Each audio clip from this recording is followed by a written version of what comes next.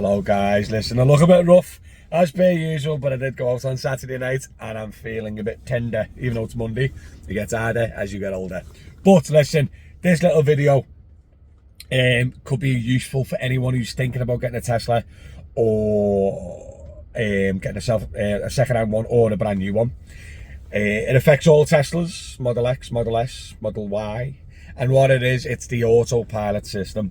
Now, more recently, I've had all three options within a month, so that's why I thought it'd be nice to comment, because when I was originally looking to buy a Tesla, I couldn't find this information online, so I thought it'd be handy to do a video on it. So there is three choices with Autopilot in the UK. There is not having it, there is enhanced, and then there is full, right? So my wife's Model 3 has got none. My Model S has got enhanced, and the hire car we had a couple of weeks ago, the Model 3, that replaced this while this was getting the electric motor fixed, was full. So I can hand on heart comment the pros and cons of each one. Now, one big point which I did not know until we got my wife's car that doesn't have any Autopilot is the fact that it's still got a really good basic system. All Teslas have it, right? And that is adaptive cruise with lane assist. Now, if you don't know what adaptive cruise is, it will attach to the car in front of you and it will match the speed. If that car brakes, this car brakes. If that car speeds up, this car will speed up until the speed that you've set it to. Yeah, and then the lane assist will keep you within the lanes. Really good as well, by the way. It's got really good system. I've had adaptive cruise and lane assist on other cars, and there's nowhere near as good, in my opinion, as the Teslas. So yeah, you literally get to see the car behind, get in between the lanes, and then you can more or less keep hold of the steering wheel and relax. Don't touch the pedals, and you crack on. All Teslas have that. So straight away, if that's all you need, or if that's all you want, then any Tesla will do you. Yeah. Now, I've got the enhanced Autopilot because I thought the enhanced Autopilot was that system, which it's not. So the enhanced Autopilot, I can't remember the pricing, guys. I think it changes as well, but it was like three grand or whatever more than the basic system. Now, for that $3,000, yeah, you do get a few juicy little upgrades. It'll park itself, parallel park, and park in a bay.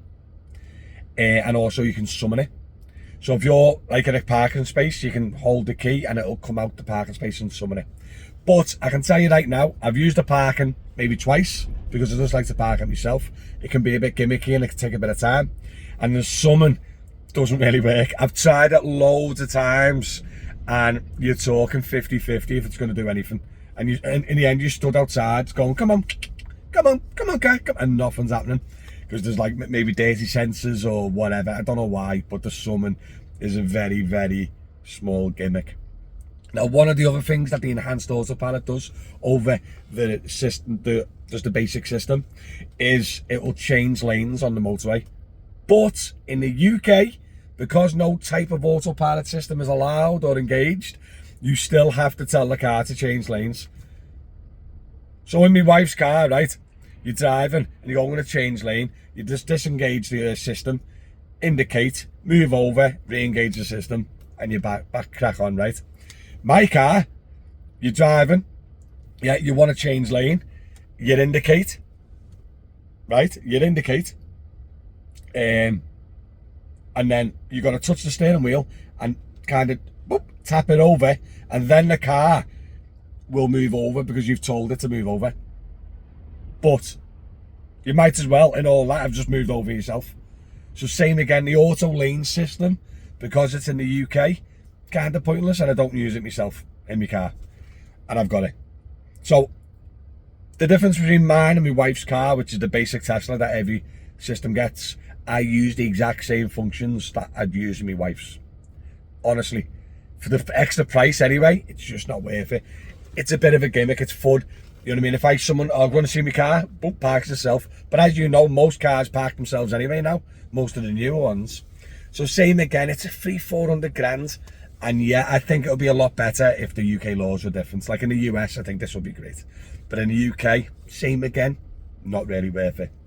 Now, for the biggest and most waste of money in your entire life is their full autopilot, because the difference between the enhanced and the full auto is again about £4,000, right? £4,000, right? And guess what?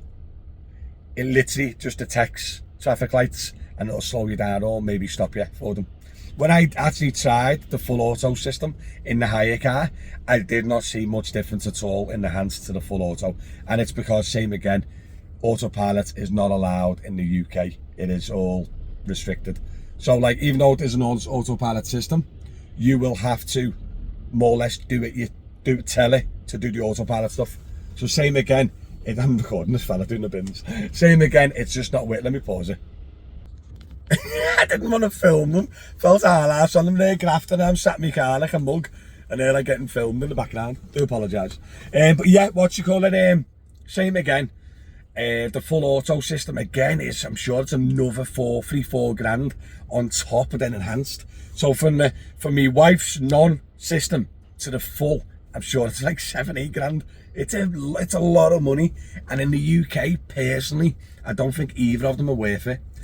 Enhanced if you want to, because you get the few extra perks. You get the self-park, auto change lane, it's not worth it. But the self-park and the summon might work on the newer cars. I didn't test it in the hire car, and it doesn't really work in this one, but it's an older Model S. The summon might actually work a bit better than the newer Model 3s and Model Ys, but I'm telling you, it's not worth it in my opinion. If you're going to go for a Tesla, just go. If it says autopilot, great, get it. If it doesn't, don't stress, don't worry. The basic Tesla system is brilliant without any additional grands and grands and grands. I think in the US, if anyone watches in the US, you might be able to reply differently. But yeah, in the UK, it's just not worth it. The UK laws restricts the system massively.